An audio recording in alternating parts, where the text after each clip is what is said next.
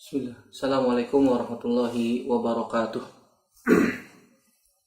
Innal hamdalillah nahmaduhu wa nasta'inuhu wa nastaghfiruh wa na'udzu billahi min syururi anfusina wa sayyiati a'malina. May yahdihillahu fala mudhillalah wa may yudlilhu fala hadiyalah. Asyhadu an la ilaha illallah wahdahu la syarikalah wa asyhadu anna Muhammadan abduhu wa rasuluhu la nabiyya ba'dah. Ya ayyuhalladzina amanu taqullaha haqqa tuqatih wa la tamutunna illa wa antum muslimun. Amma ba'du fa inna asdaqal hadithi kitabullah wa khairal hadi hadi Muhammadin sallallahu alaihi wa ala alihi wasallam wa syarrul umuri muhdatsatuha wa kullu muhdatsatin bid'ah wa kullu bid'atin dhalalah wa kullu dhalalatin finnar. Ayol ikhwan dan akhwat yang semoga dirahmati oleh Allah Subhanahu wa taala. Alhamdulillah, segala puji hanya milik Allah Subhanahu wa taala yang masih memberikan kepada kita nikmat yang sangat banyak sehingga kita masih bisa dipertemukan dalam media ini untuk mempelajari pelajaran-pelajaran dalam Islam yang berkaitan tentang agama kita yang ada dalam kitab Ad-Durus Al-Yaumiyah. Kita masuk pelajaran yang ke-43.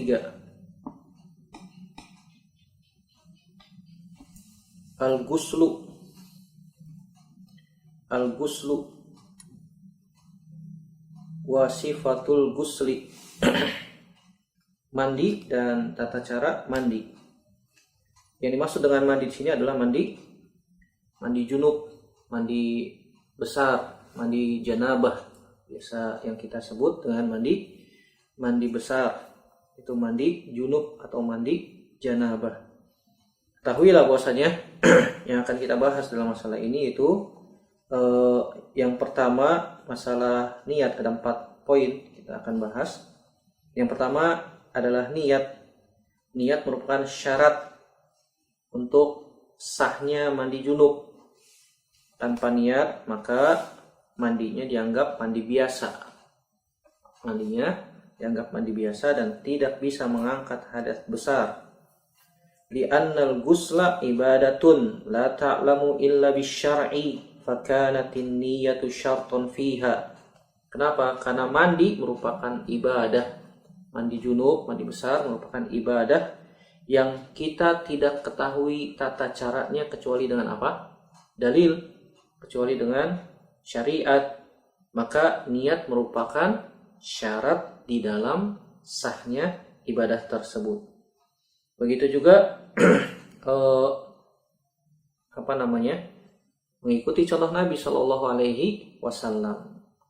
Tata caranya dari A sampai Z Nabi Shallallahu Alaihi Wasallam sudah praktekkan dan diajarkan kepada istri-istri Nabi Shallallahu Alaihi Wasallam. Kemudian istri-istri Nabi Shallallahu Alaihi Wasallam menyampaikan kepada sahabat-sahabat yang lain. Kemudian yang kedua, poin yang kita perhatikan adalah ruknul ghusli, rukun mandi. Rukun mandi adalah ta'mimul badani bil ma'i. Rukun mandi adalah meratakan, ta'mim, menyeluruhkan air ke seluruh tubuh. Jadi mengguyurkan, meratakan, menyeluruhkan air ke seluruh tubuh. Yaitu intinya mandi janabah.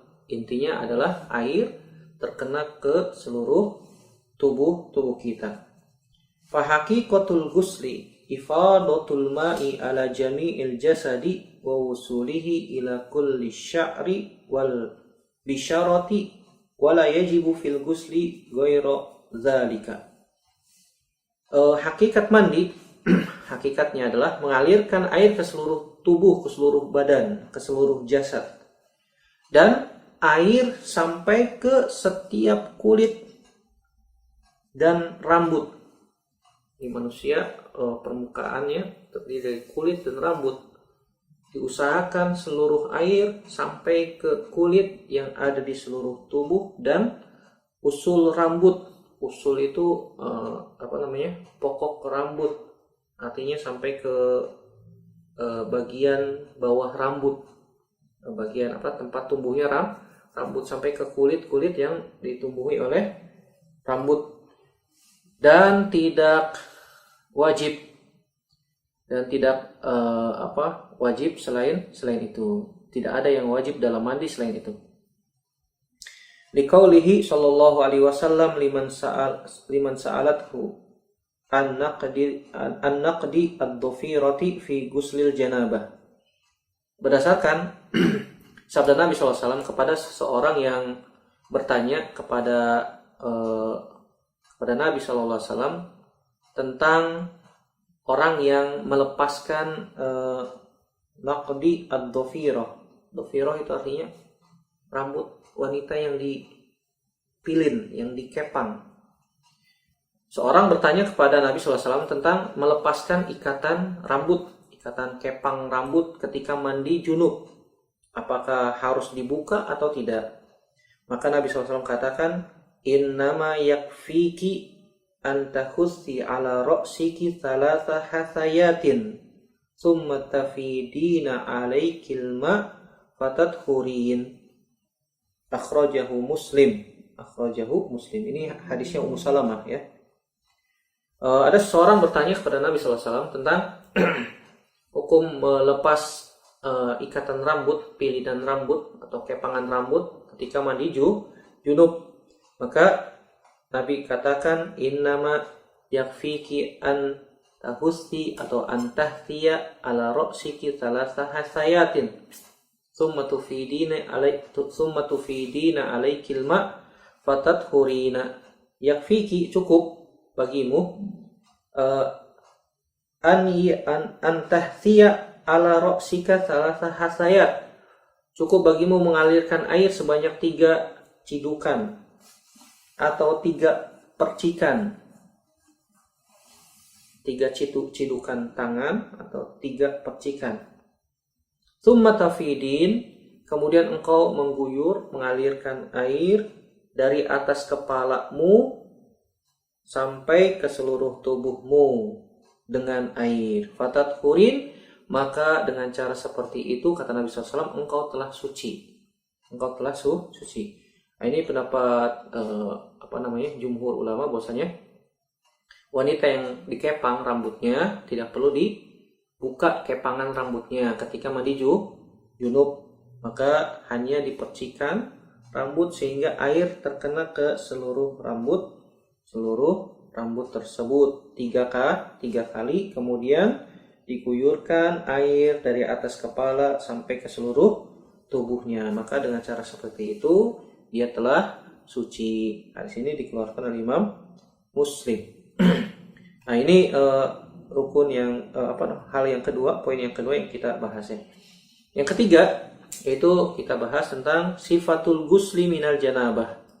Tata cara mandi junub. Tata cara mandi junub atau janabah atau mandi besar. Ada beberapa hadis Nabi SAW yang menjelaskan tentang tata cara mandi junub. Di antaranya kita akan bacakan 2 ya. Yang pertama hadis Aisyah radhiyallahu taala anha dan hadis Maimunah radhiyallahu taala anha. Yang pertama hadis Aisyah radhiyallahu taala anha. Anna Nabiyya sallallahu alaihi wasallam qala Anna Nabiyya sallallahu alaihi wasallam kana idza iktasala minal janabati bada'a faghasala yadayhi thumma yatawaddau kama yatawaddau lis-salati thumma yudkhilu asabi'ahu fil ma'i fayukhallilu biha usula sya'rihi thumma yusabbu ala ra'sihi thalatha ghurafin bi yadayhi thumma yafidul ma'a ala jildihi kullihi. Akhrajahul Bukhari wa Muslim. Kata Aisyah radhiyallahu taala anha, Nabi sallallahu alaihi wasallam apabila hendak mandi junub, hendak mandi janabah, beliau memulai dengan gosala yadaihi, mencuci kedua tangannya, membasuh kedua tangannya. Terus saya diguyur ke tangannya atau dituangkan ke tangan, kemudian tangannya dicuci.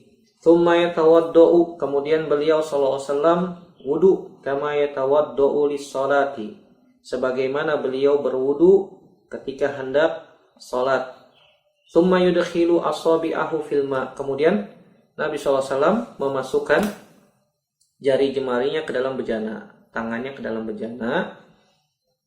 Fayukhallilu biha usula sya'rihi, kemudian Nabi sallallahu alaihi wasallam setelah itu menyela-nyela apa? Usula sya'rihi. Usul itu rambut, rambut bagian usul rambut, bagian bawah rambut ya. Ini rambut bagian bawahnya, itu disebutnya usul atau pokok rambutnya, menyela-nyela rambut. Kemudian setelah itu dilanjutkan dengan yusobbu ala ra'sihi salasa gurofin. Kemudian setelah itu beliau sallallahu alaihi wasallam mengalirkan air ke kepala beliau sebanyak 3 kali cidukan dengan kedua tangannya. Beliau sallallahu alaihi wasallam mencuci, mengusap seluruh badannya. Lalu beliau sallallahu alaihi wasallam summa yafidul ma' ala jildihi kullihi. Beliau juga mengalirkan, mengguyurkan air ke seluruh badannya, ke seluruh tubuhnya, digosok ke seluruh kulitnya. Hadis ini dikeluarkan oleh Imam Bukhari dan Imam Muslim. Ini hadis yang pertama. Nanti kita akan Kita akan rangkum ya. Kita akan rangkum.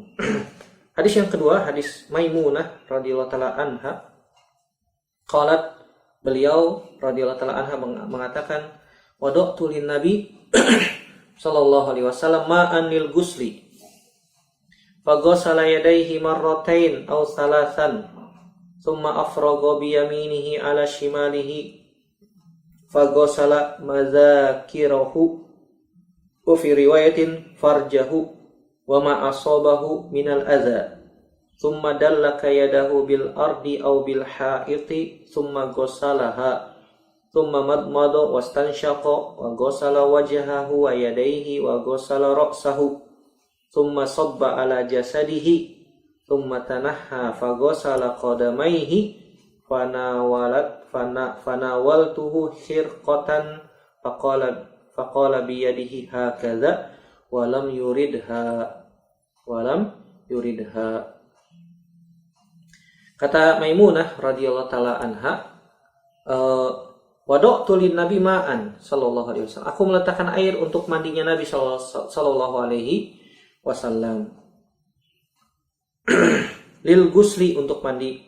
Faghasala yadayhi marratain, kemudian Nabi sallallahu alaihi wasallam membasuh, mencuci kedua tangannya sebanyak 2 kali, marratain. Kemudian au salasan, atau 3 kali. 2 kali atau 3 kali, boleh ya. 2 kali atau 3 kali.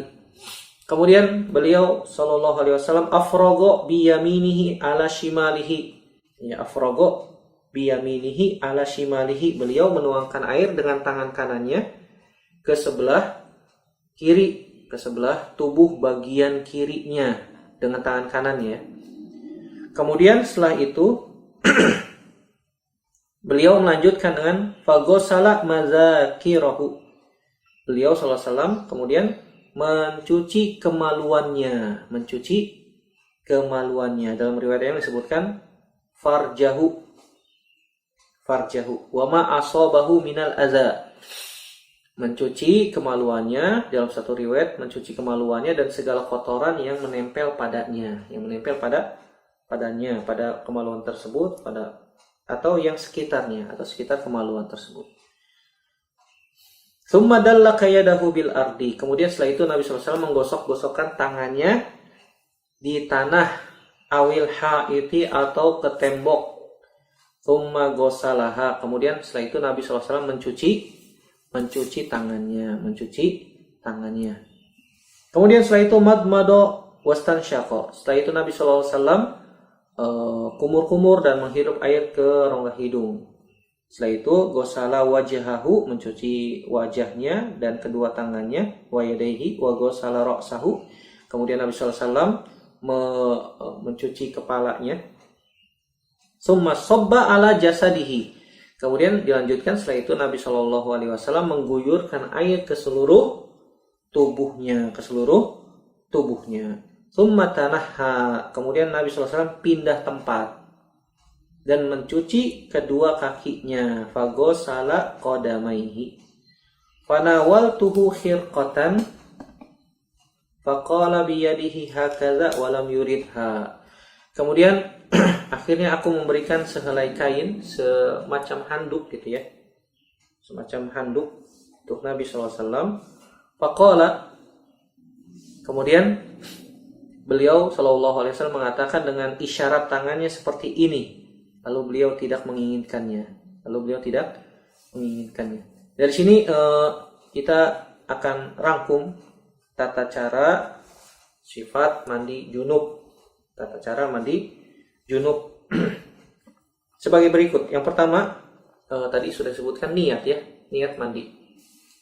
Kemudian yang selanjutnya yaitu mencuci kedua tangan 3 kali dengan cara diguyur tangannya, kemudian dicuci 3 kali. Setelah itu yang ketiga, mencuci kemaluan dengan tangan kiri. Megang gayung atau cidukan air dengan tangan kanan, kemudian mencuci kemaluannya atau yang di sekitar kemaluannya, sekitar farjinya 3 kali, atau boleh juga sekali ya. Di sini sebutkan dalam hadis ini sekali. Yang penting sampai bersih. Wala yalzamha idkhalal ma ila farjiha walau kana laziman labayyanahu Nabi sallallahu alaihi wasallam. Untuk wanita tidak wajib memasukkan air ke dalam farjinya, ke dalam kemaluannya. Tidak wajib. Yang penting air itu bersih, kemaluannya bersih dari kotoran yang ada di sekitarnya. Tidak wajib memasukkan air ke dalam kemaluannya. Kalaupun diwajibkan, pasti Nabi Shallallahu Alaihi Wasallam telah menjelaskannya. Tapi ternyata tidak ada hadis yang menjelaskan wajib memasukkan air ke dalam kemaluan atau farjinya wanita. Allahu a'lam bishawab. Kemudian yang keempat, berwudu. Tatawadda wudu'an kamilan kal wudu'i lis salat. Kemudian setelah itu wudu seperti mau salat. Walaha an tuakhira ghusla rijlaini hatta akhiral ghusli idza kanat tagtasil fi tastin aw nahwihi. Dan mengakhirkan mencuci kedua kaki. Jadi ketika berwudu, cuci kakinya diakhirkan sebelum sehingga mandinya selesai, diakhirkan, cuci kakinya diakhirkan. Dia boleh mengakhirkan, berarti ketika berwudu secara lengkap mencuci kakinya juga boleh ya. Wallahu a'lam bishawab. Tapi di dalam hadis ini Nabi SAW mengakhirkan mencuci kakinya. Kenapa? Karena Nabi SAW mandi dengan sebuah bak besar atau disebut dengan at-tostu atau yang sejenisnya. Kemudian yang kelima, tafidul ma ala ra'siha thalathan hatta tablugha usula sya'ri. Setelah itu mengguyurkan air ke seluruh tubuh. 3 kali sampai ke sela-sela rambut, ke sela-sela akar rambut. Jika rambutnya diikat atau dikepang, maka ia tidak perlu membukanya. Sebagaimana hadis Ummu Salamah tadi yang sudah kita bahas. Walaupun ada perbedaan pendapat di kalangan ulama, ada yang mengatakan harus dibuka, ada yang mengatakan tidak perlu dibuka.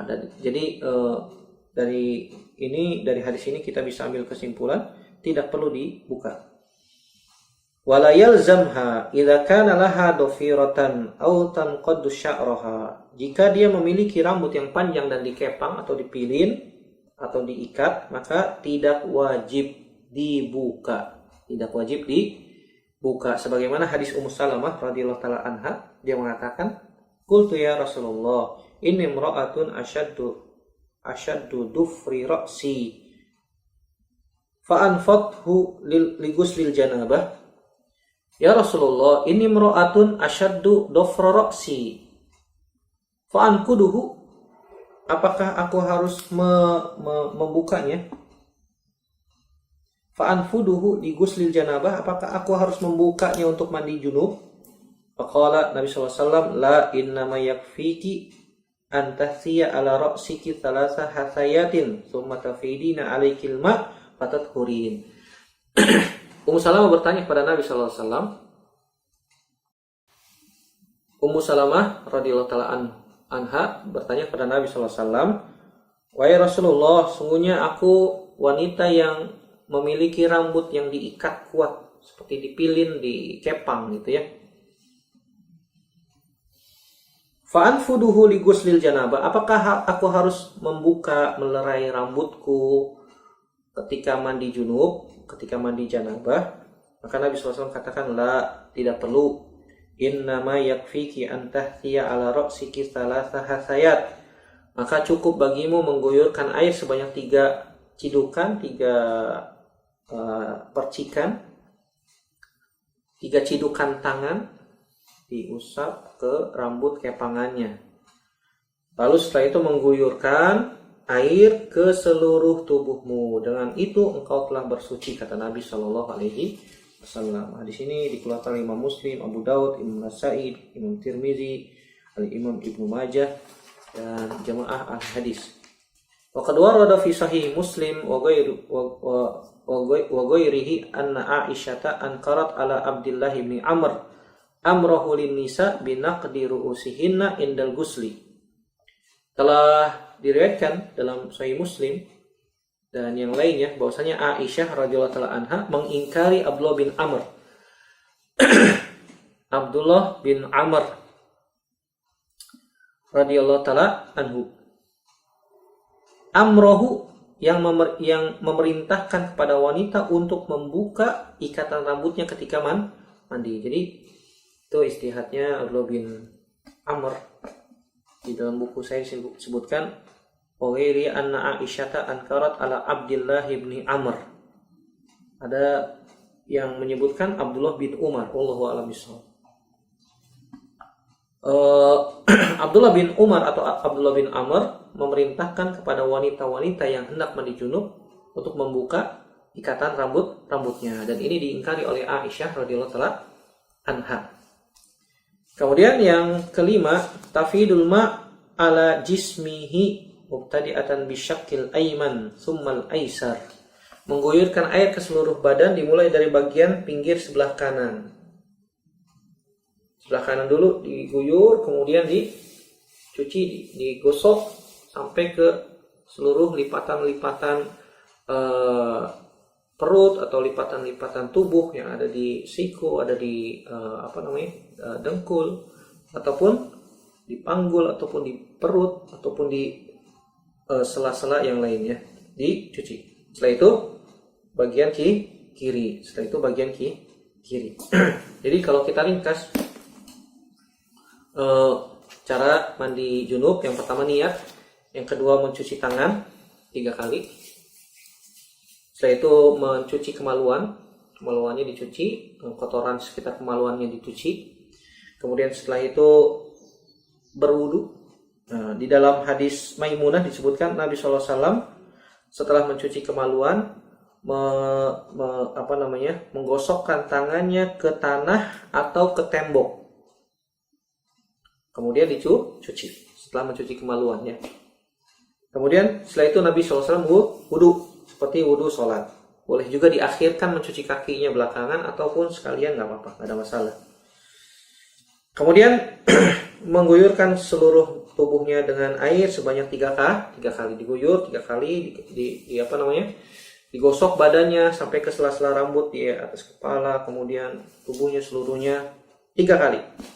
Kemudian setelah itu mengguyurkan tubuh bagian kanan, digosok, dicuci 3 kali, kemudian sebelah kiri. Setelah itu mau sampoan, mau sabunan, terserah, bebas ya.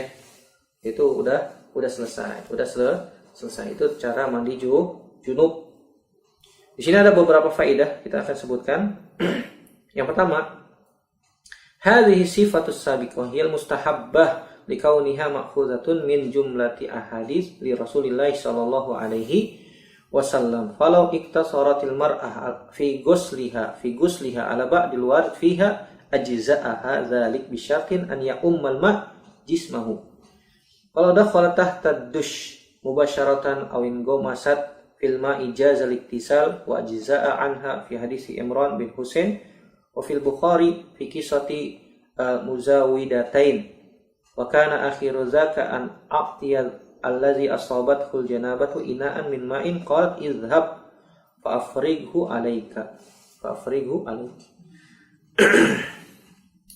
Ada faidah yang akan kita sebutkan di sini. Yang pertama, bahwasanya sifat mandi junub tersebut itu hukumnya sunnah, hukumnya mustahabbah. Kenapa? Karena dengan beberapa dalil hadis Nabi Shallallahu Alaihi Wasallam, jika seandainya seseorang mencukupi dirinya mandi junub hanya dengan satu hadis saja, maka sudah cukup. Dengan syarat dia mengguyurkan air ke seluruh tubuhnya. Jadi para ulama menyebutkan tata cara mandi junub ada dua. Satu yang jaizah atau yujzi, yang satu yang mencukupkannya dia dengan cara mengguyurkan air ke seluruh tubuhnya sampai terkena air seluruhnya, itu sudah cukup bisa mengangkat hadas besar. Yang penting tadi ada niat ya, kemudian dia mengguyurkan air ke seluruh tubuhnya, setelah itu digosok, setelah itu selesai, itu cukup. Yakfi yujzi'uhu, maka itu sudah cukup. Nah, ini yang pertama. Kalau misalnya seandainya dia melihat ada sungai, kemudian dia niat di dalam hatinya mandi junub, kemudian dia masuk ke dalam sungai tersebut mandi, keluar setelah itu, maka itu sudah mencukupi dia mandi junub. Yang kedua, ada yang hukumnya mustahab, yaitu mendapatkan pahala sunnah, yaitu yang lebih sempurna. Yang lebih sempurna adalah yang seperti yang kita jelaskan tadi. Pertama niat, yang kedua mencuci kedua tangan 3 kali, kemudian mencuci kemaluannya, dihilangkan kotoran yang ada di kemaluan dan di sekitar kemaluannya. Setelah itu dia berwudu, kemudian setelah itu dia mengguyurkan air ke seluruh tubuhnya 3 kali. Setelah itu mencuci tubuh bagian kanan, setelah itu mencuci tubuh bagian kiri. Ini yang hukumnya sunnah. Ini yang hukumnya lebih sempurna sebagaimana yang dilakukan oleh Nabi Shallallahu Alaihi Wasallam. Jadi seandainya kalau seorang mandi dengan pancuran air langsung, menceburkan badannya ke dalam air, ke dalam kolam, maka itu sudah cukup. Wa kana akhiru zalika an a'tal ladzi asabathul janabatu ina'an min ma'in qala idhhab fa afrighu alayka. Dalam Sahih Bukhari dari hadis Imran bin Husain disebutkan tentang kisah 2 wadah yang diungkapkan, wa kana akhiru zalika an atal ladzi asabathul janabah ina'an min ma'in faqala idhhab fa afrighu alaik. Terakhirnya diberikanlah 1 bejana air kepada seorang yang junub, kemudian beliau berkata, pergi dan kucurkanlah ke badanmu. Ini faedah yang pertama. Jadi kalau misalnya seorang mengguyurkan langsung ke seluruh tubuhnya dengan air, maka itu sudah cukup mandi junub, asalkan dengan niat. Ada yang sunnah yang lebih sempurna. Tentu saja kita cari yang sempurna berdasarkan yang dilakukan oleh Nabi Shallallahu Alaihi Wasallam. Kemudian faedah yang kedua, alal mar'ah an tajtaniba massa farjaha biduni ha'ilin ba'da ghusliha minal janabah li'anna hadza yanqaddu wudu'aha kama taqaddam. Seorang wanita hendaknya setelah mandi junubnya selesai dihindarkan menyentuh kemaluannya tanpa penghalang setelah mandi, karena di dalam mandi itu ada wudu. Kalau misalnya dia menyentuh kemaluannya tanpa penghalang, sudah kita sebutkan bisa membatalkan wudunya. Jadi kalau misalnya kita mandi niat sekalian wudu untuk sholat boleh. Karena di dalam mandi janabah terdapat wudhu sempurna. Jadi kalau kita tidak niatkan mandi junub setelah itu sholat, maka dia membatalkan wudhunya, nggak ada masalah, tidak ada masalah. Kalau kita niatkan mandi junub sekalian wudhu, maka dihindari yang bisa membatalkan wudhu, sementara menyentuh kemaluan tanpa penghalang. Allahu ta'ala a'lam bissawab. Kemudian poin yang keempat, kita akan bahas tentang sifat mandi wanita yang haid, mandi junub wanita dari haid ataupun dari nifas. Al-ghuslu minal haid awin nifas yakun kal ghusli minal janabah. Mandi junub dari haid ataupun setelah nifas itu sama seperti mandi junub, kecuali ada beberapa tambahan. Tambahannya apa? Yang pertama, menggunakan sabun atau yang sejenisnya. Isti'malus sabun wa nahwihi minal munazzafat ma'al ma'. Menggunakan sabun atau yang sejenisnya yang bisa membersihkan kemaluannya, sebagaimana perkataan Nabi SAW kepada Asma bintu Abi Bakar ketika bertanya tentang cara mandi dari haid. Kemudian Nabi SAW katakan, ta'khuzu ihdakunna ma'aha wasidrotaha fatatohharu fatuhsinut tuhur. Hendaknya, kata Nabi SAW, salah seorang dari kalian memakai air dan daun bidara. Daun bidara itu salah satu jenis daun yang bisa menghilangkan bau, bisa membersihkan, bisa mensucikan. Lalu ia bersuci dengan air yang telah dicampur dengan daun bidara dengan sebaik-baiknya. Di sini dikeluarkan Imam Bukhari dan Imam Muslim. Kemudian yang kedua, dianjurkan untuk membuka ikatan rambut ketika mandi setelah haid. Kalau mandi junub karena hubungan badan ataupun jima, maka tidak perlu dibuka pilihan rambutnya. Tetapi kalau mandi junub karena selesai haid, maka dibuka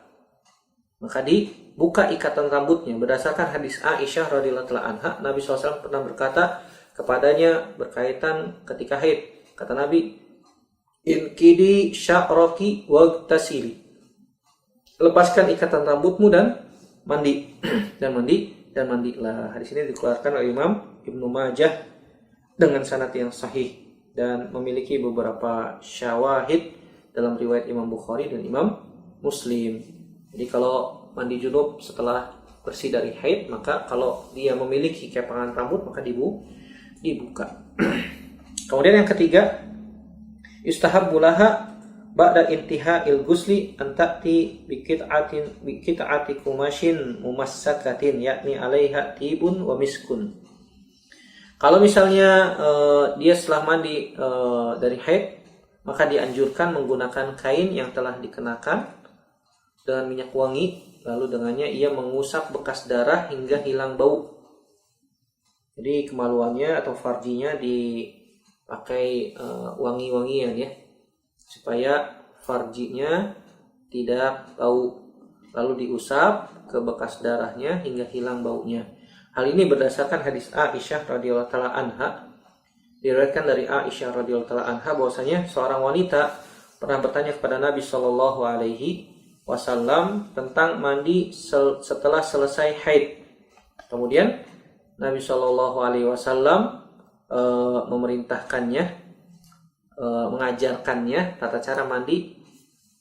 Seraya mengatakan, khuzi firsatan min miskin fatatohhari biha. Qalat kaifa atatohharu? Qala tatohhari biha. Qalat kaifa? Qala subhanallah tatohhari. Fajtabaltuha ilayya fakultu tatabba'i biha atharad dam.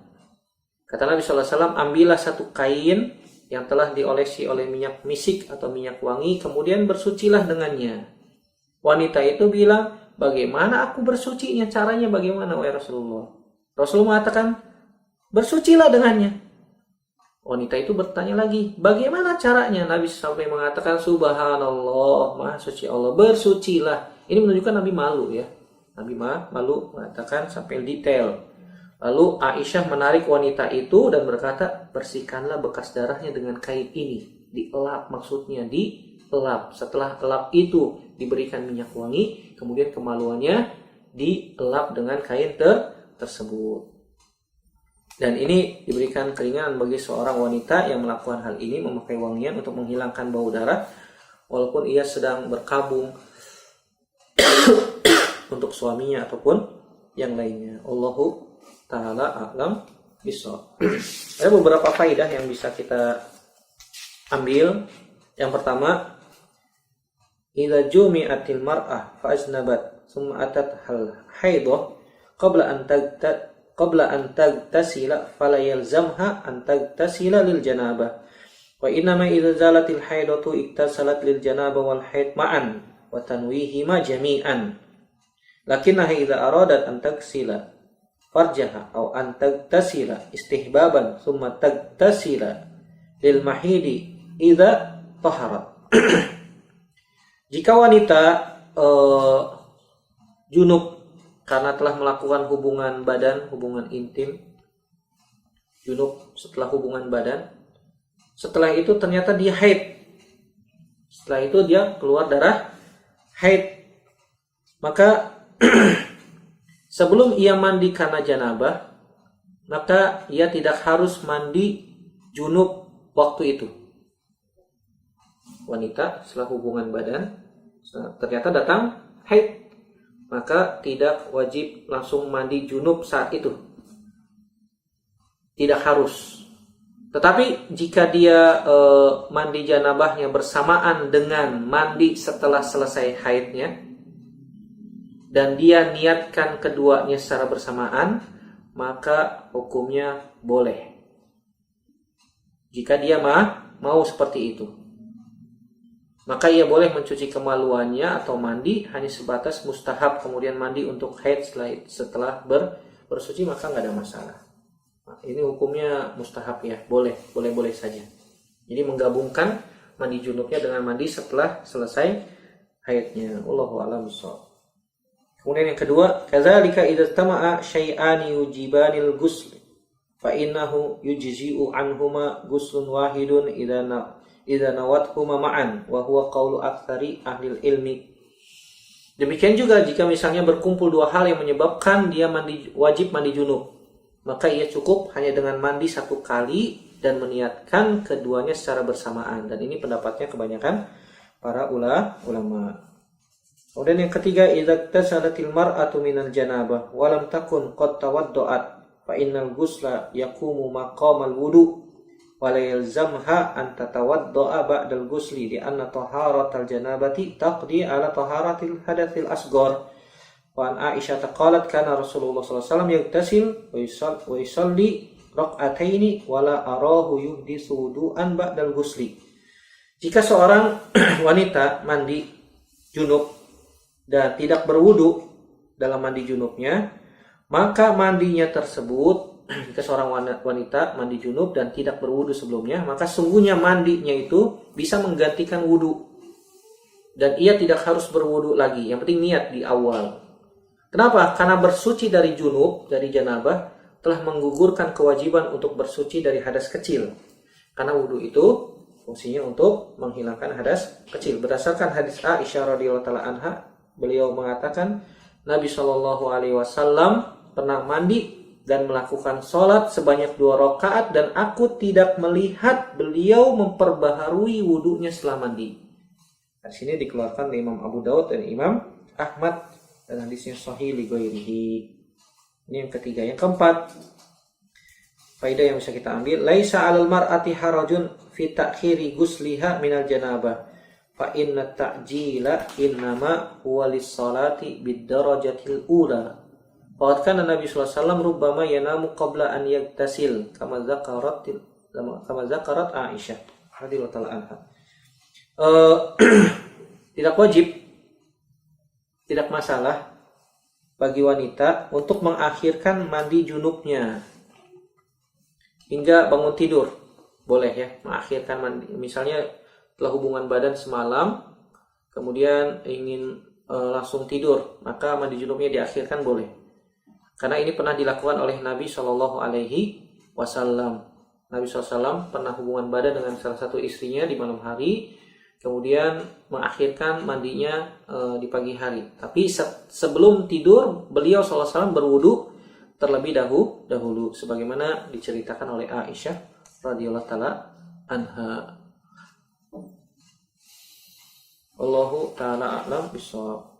Kemudian juga yang kelima, tidak masalah laisa 'alal mar'ah harajun fi izalati sya'ri aw qasil azfar aw al khuruji ila suq wa nahwihi wa 'alaiha al janabah. Tidak masalah seorang wanita ataupun pria yang sedang junub untuk mencukur rambut, menggunting kuku, keluar ke pasar atau yang lainnya, tidak ada masalah ya. Kemudian yang keenam, yajuz lil mar'ati an tagtasila ma'a zawjiha. Bolehnya seorang istri mandi bersama suaminya. Ini kesepakatan para ulama bahwasanya suami istri boleh mandi bareng setelah junub dan boleh melihat auratnya masing-masing. Berdasarkan hadis Aisyah radhiyallahu taala anha, ia berkata, "Wa kuntu agtasilu ana wan nabi min ina'in wahid. Fayubadiruni hatta aqul da'li kilana junubun." Dan ketika itu aku mandi, kata Aisyah, dengan Nabi pada satu wadah yang sama. Kemudian Nabi SAW mendahuluiku mengambil air sehingga aku berkata, da'li, tinggalkan untukku, sisakan untukku. Kilana junubun, dan kami ketika itu junub, kata Aisyah radhiyallahu taala anha. Wallahu taala a'lam bishawab. Mungkin ini yang bisa kita bahas pada kesempatan kali ini. Semoga bermanfaat untuk saya pribadi dan semua yang mendengarkan. Yang benar datangnya dari Allah Subhanahu wa taala saja. Yang salah murni dari saya pribadi, kita bertaubat kepada Allah Subhanahu wa taala. Semoga bermanfaat. Aku qouli hadza astaghfirullah li wa lakum. Subhanakallahumma bihamdika asyhadu an la ilaha illa anta astaghfiruka wa atubu ilaik. Assalamualaikum warahmatullahi wabarakatuh.